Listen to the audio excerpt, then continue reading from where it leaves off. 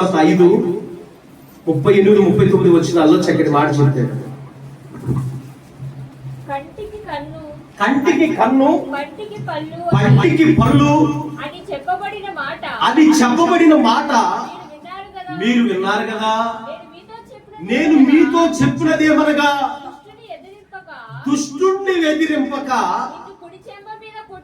నిన్ను కుడి చెంప మీద కొట్టువాని వైపునకు ఎడమ చెంప కూడా తిప్పుము. దేవునికి స్తోత్రం కలుగును గాక. ఇది ఎవరు చేయగలుగుతారు? విశ్వాస సంబంధులై విశ్వాసము కలిగినటువంటి అబ్రహాముతో పాటుగా అబ్రహాము గుడారములో నివసించాలనేటటువంటి స్థితి కలిగిన వారు, సమర్పణ కలిగిన వారు, ప్రతిష్ట కలిగిన వారు ఒక చెంప మీద కొడితే ఇంకో చెంప చూపిస్తారు. ఇంకొక సందర్భాన్ని కూడా చదవండి. 2వ దినవృత్తాంత గ్రంథం 24:22. 2వ దినవృత్తాంత గ్రంథం 24:22. ఈ ప్రకారము రాజైన యోవాషు జకర్యా తండ్రి అయిన యెహోయాదా తనకు చేసిన ఉపకారమును మరచిన వాడై అతని కుమారుణ్ణి చంపించెను. దేవునికి స్తోత్రం కలుగును గాక. హల్లెలూయా. సత్యంగా వినండి.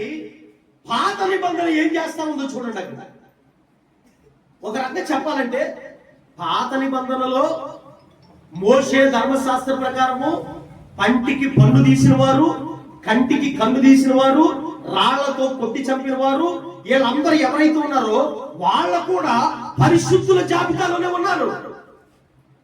వారు పాత నిబంధన పరిశుద్ధుల జాబితాలో ఉన్నారు. అవునండి.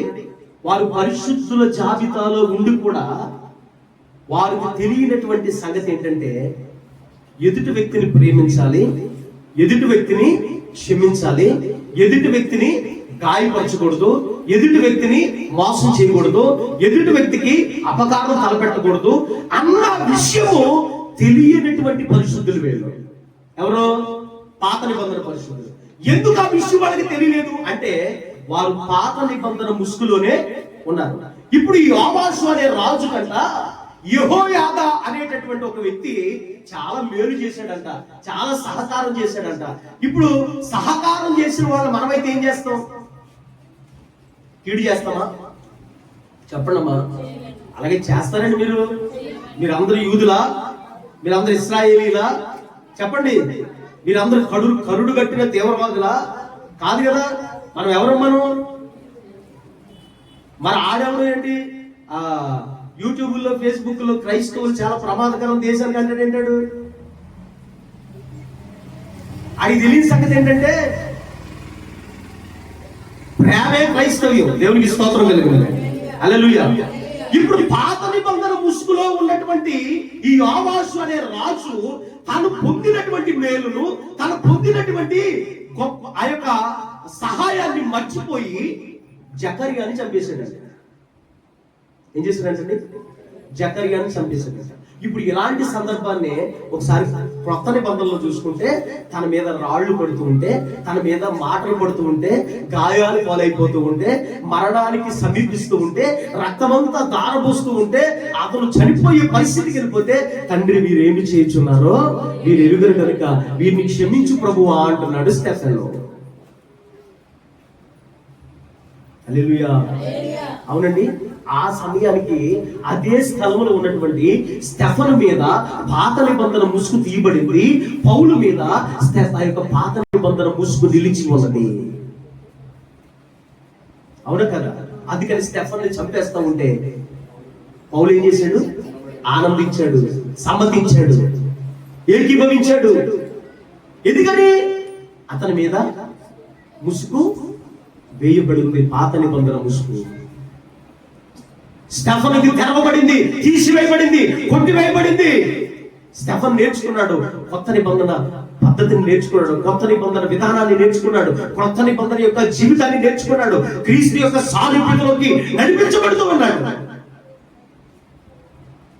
నిన్ను క్రీస్తు యొక్క సారూప్యతలోకి నడవనీయకుండా, నిన్ను రూపాంతరము చెందనీయకుండా, పాత నిబంధన యొక్క విధులలోనే నిన్ను ఉంచి నీలో ప్రేమ లేకుండా, నెమ్మది లేకుండా, సమాధానం లేకుండా, క్షమాగుణం లేకుండా, ఇతరులను దూషిస్తూ, ఖండిస్తూ, గద్దిస్తూ, వారి మీద పడి ఏడ్చేటటువంటి ఏ ఆత్మ అయితే నీలో ఉన్నదో, నీ గుడారంలో ఉన్నదో, అది లోతు ఆత్మ.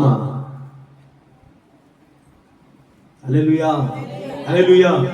కనీసం నీ తోటి పొరుగు వాడిని చూసంట వ్యర్థుడా అని కూడా అనకూడదంట. ఉందా లేదా వాక్యం? ఉందా లేదా? ఉందా లేదా? తన సహోదరుణ్ణి వ్యర్థుడా అని పిలుచు ప్రతివాడు చీకటిలోనే ఉన్నాడు. అంటే పాత నిబంధనలోనే ఉన్నాడు, పాత నిబంధన ముసుగులోనే ఉన్నాడు. ఇప్పుడు నేను ఇలా ఉన్నానండి, ఇలా ఉంటే నాకు వెలుగుగా కనిపిస్తుంది కదా, అది నా ముఖం మీద ముసుకేస్తే ఏం కనిపిస్తుంది? చీకటిగా ఉంటుందా లేదా? తన సహోదరుణ్ణి, తన సహోదరిని వ్యర్థుడా, దుష్టుడా, దుర్మార్గుడా అని పిలిచే ప్రతివాడు కూడా, అని దూషించే ప్రతివాడు కూడా ఇంకా ముసుగు వేయబడినటువంటి చీకటి అనేటటువంటి పాత నిబంధన ముసుగులోనే ఉన్నాడు.